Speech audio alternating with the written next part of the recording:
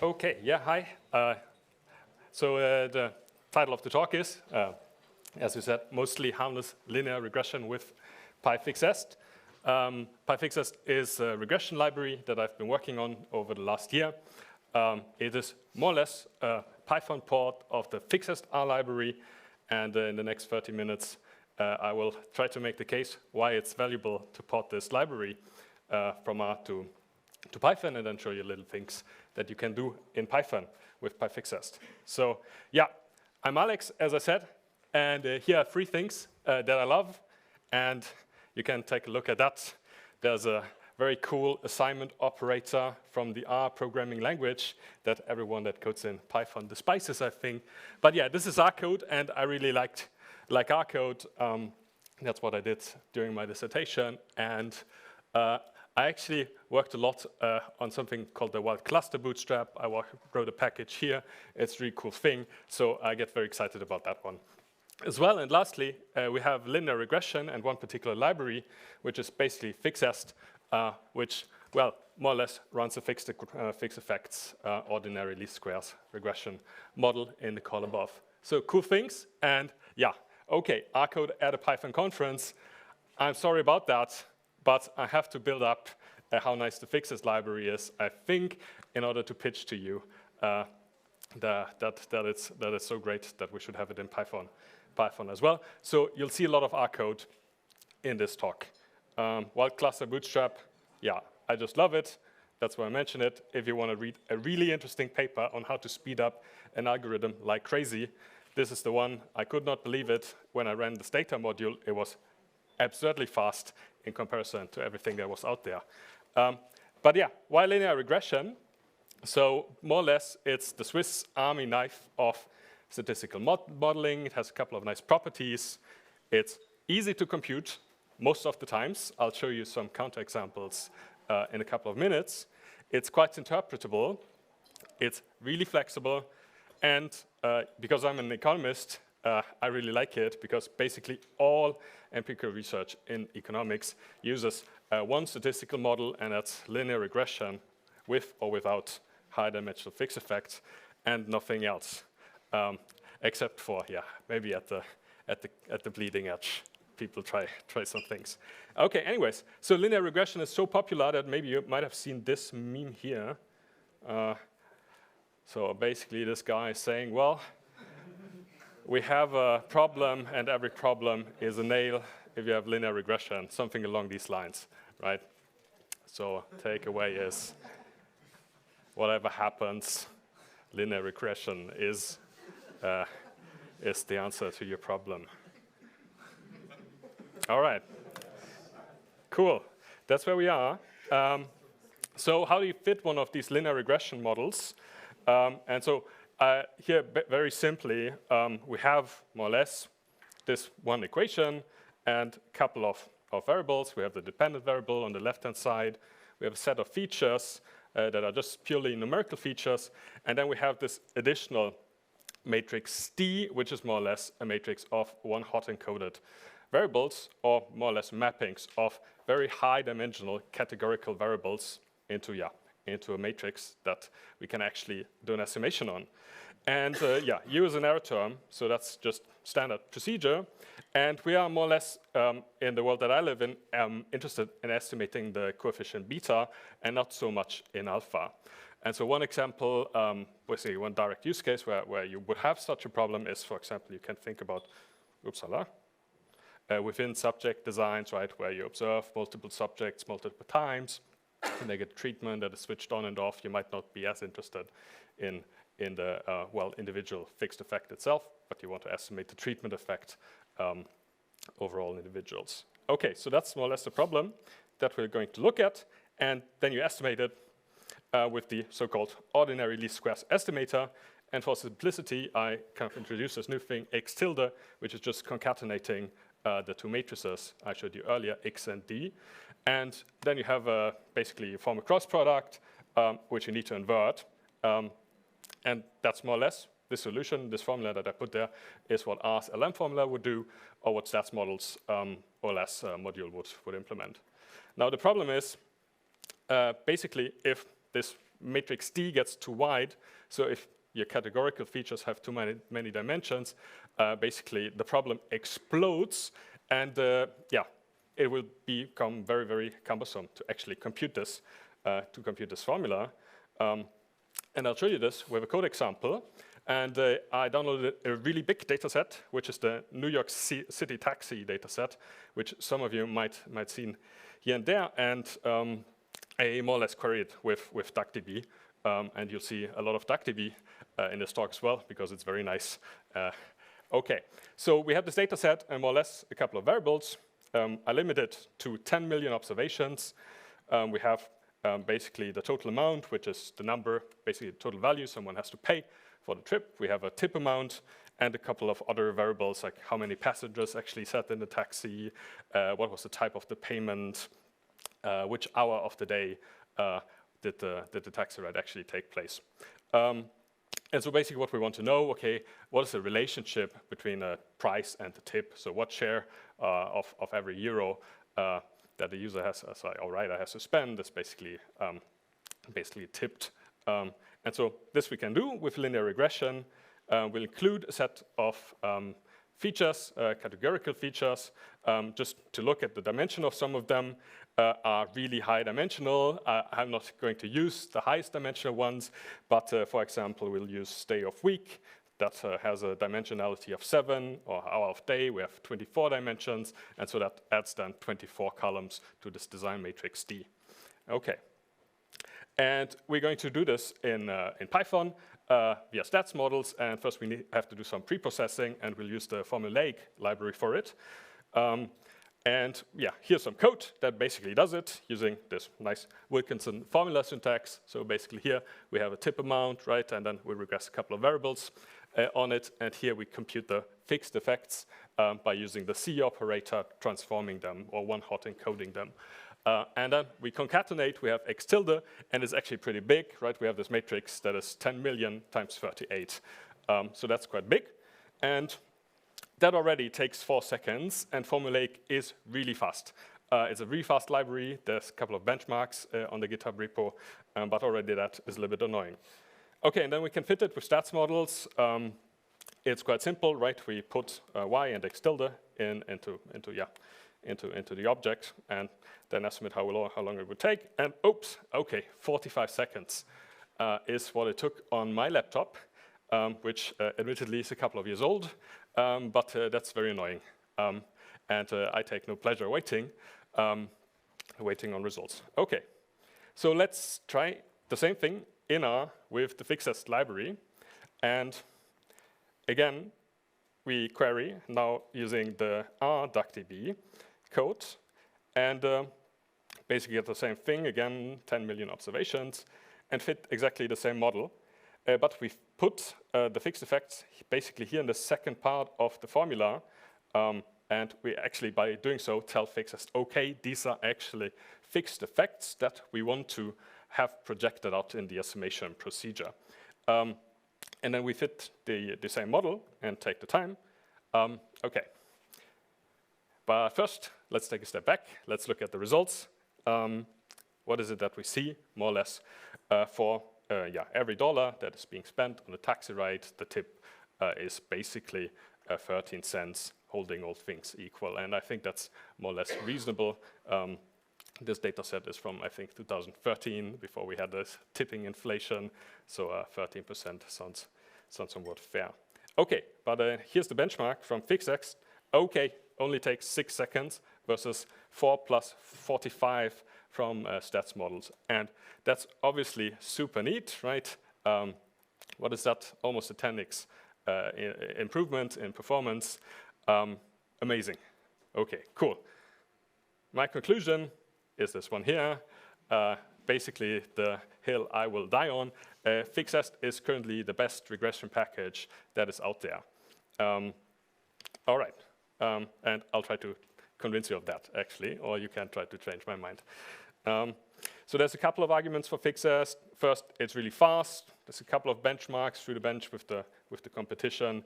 One very popular one is RegHDFE, which is a data package economists really like. That's through the bench, much, much slower than fixest. There's an older R package, LFE, is significantly slower as well. The only one that is somewhat competitive is a Julia implementation of a fixed effect regression routine here, called fixed effects models. So where does the performance improvement come from? Well, more or less takeaway is there's a cool theorem from econometrics from, I think, the 1920s called the Frisch-Walk-Lovell theorem that's more or less applied in fixest. And I'm not going to explain it because I don't have the time, but you find it in any econometrics textbook or as a one-page proof also on Wikipedia of it. Then core algorithms are implemented in CPC, they're parallelized, and then this package is optimized and optimized and optimized again. Okay, so there's a couple of other reasons that I think make fixest really nice. Fixest uses Wilkinson formulas to basically decode, create the design matrices. There's syntax for multiple estimations. They're pretty sensible defaults through the bench. It automatically drops multicollinear variables by default, which is quite nice. I think very user-friendly. You have a lot of add-ons. You can compute tables that you can easily put into presentations or papers. You can visualize results, and you have more or less all the tools that you would like for advanced inference. And the predict model method that actually works with fixed effects. But, okay, here's the big but. Obviously, it's an R package, and this is a Python conference, so that makes us a little bit sad. Okay, so just one example. Here we have multiple estimations. So you have this very cool shorthand syntax where in one line you can express or ask fixest to fit multiple models in one go. And so, for example, here you have the shorthand cumulative stepwise regression, which basically says, okay, first fit a regression where you regress total amount on tip amount, then fit a regression where you regress total amount and trip distance on tip amount, and then basically all three of them on tip amount. And you can do that on both sides of the formula. And basically here in one go, I think I've estimated 11 or 12 regressions. And then we have a very nice method to visualize results. And so doing so, there's also some performance optimizations that you can do, a couple of things that you don't have to do for every single regression model. So there's also an additional speed up there. Okay, you can recompute your variance-covariance matrix after fitting the model, which is very nice. If you've already fitted a model, it took 20 seconds. You don't want to fit it again. You just want another variance-covariance matrix. So you just compute that, pass that into a summary function, here e-table, and all your results are updated automatically. But yeah, fixest is written in R, unfortunately. And so my personal situation was, well, I switched out of academia, and there I was allowed to do whatever I want, started working at Trivago. There was also allowed to do whatever I want, but none of my colleagues were working in R, so I had to do the switch at some point. At some point I decided, okay, someone has to try to implement fixest in Python. So here's the task that I gave myself. More or less, I started working on PyFixest, and the idea is to truthfully implement all of the core API innovations of fixest in Python. So the main idea is, if you know fixest from R, you shouldn't have to read the PyFixest docs in order to be able to get started. So it's supposed to be a one-on-one translation of the API. And so it's super important that it's easy to use, at least to me. And then I want to implement the most important features of fixest, which are OLS regression with high-dimensional fixed effects, IV regression, and Poisson regression, with which, and so a couple of options to compute standard errors, multiple estimation functionality, nice post-processing options. And as last criterion, PyFixest was supposed to be fast, but it wasn't the prime goal to write the fastest library out there. So it should mostly be nice and faster than alternatives in Python. Okay, and design philosophy actually was build lots of features really fast, show this thing to the world, and then try to convince people that there's actually value in continuing working on it and starting to help me build PyFixest. Okay, so let's do the New York taxi regression in Python. Again, we load the same data set in DuckDB. You've seen this before. And now we're ready to run a regression in PyFixest. And more or less, you might think you have seen this already. It's because you have seen it already. The only difference between the Python version and the R version is you load the library a little differently. Here you have to put a string. And yeah, we have this pf.fialls operator before. But beyond that, the main function is the same. The main function arguments are exactly the same. And most importantly, the behavior of the function arguments is exactly the same. And then we can, yeah, benchmark this. And so here's the moment of truth. And wow, OK, we also managed to fit this model in 6 seconds. And I'm very happy with that, actually. OK, so that's cool. Yes. Thanks.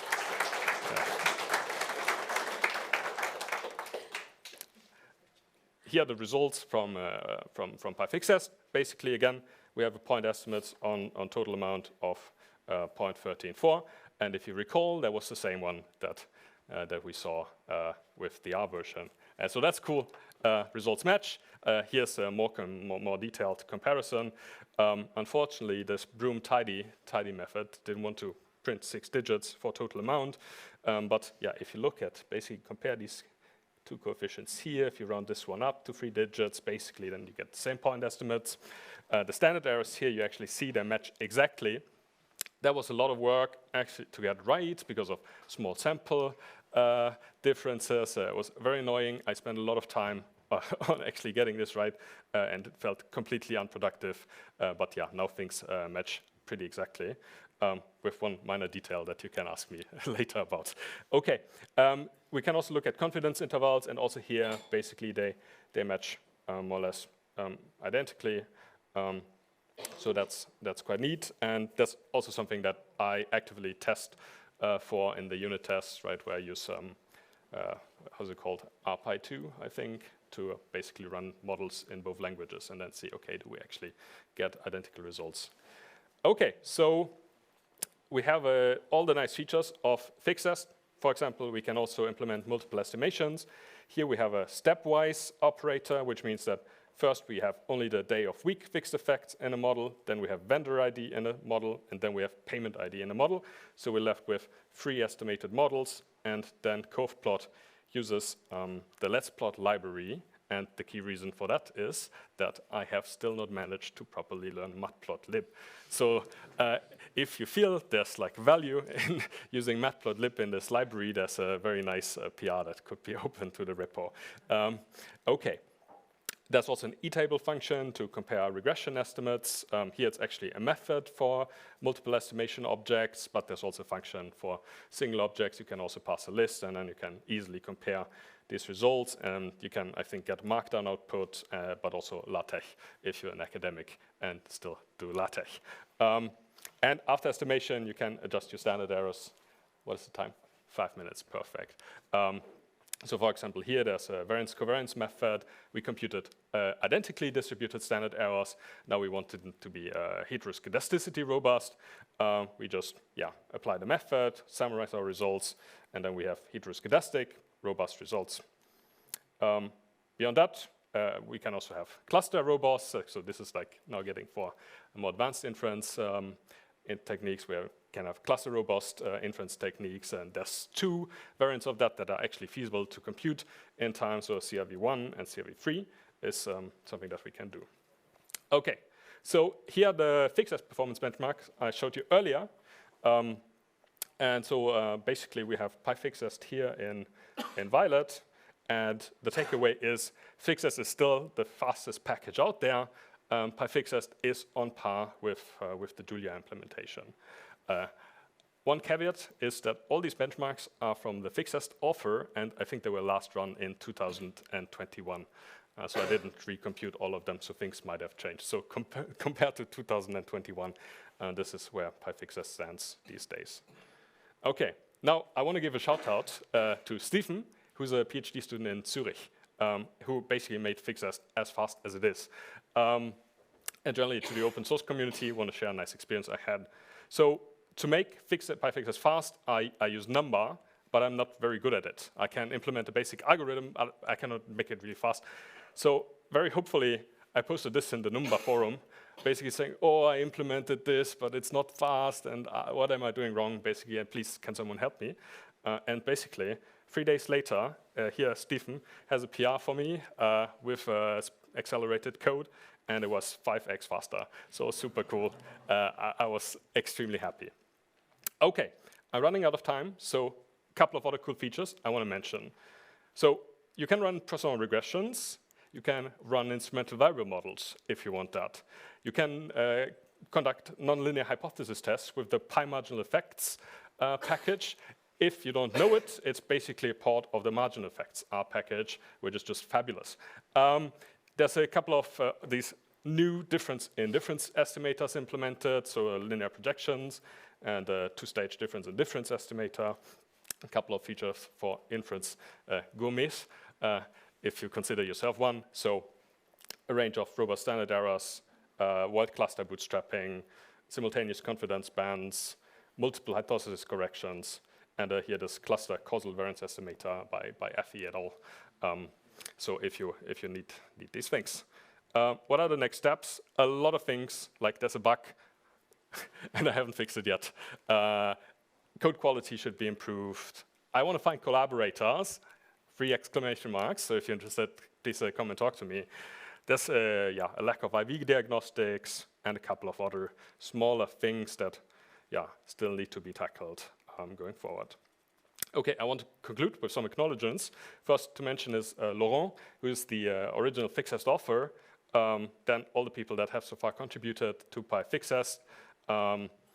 Arthur for basically embracing PyFixest from the start and keeping me motivated. And then the package authors, most importantly, are formulaic. Without none of them, this would have been possible. OK. At last, there's a logo.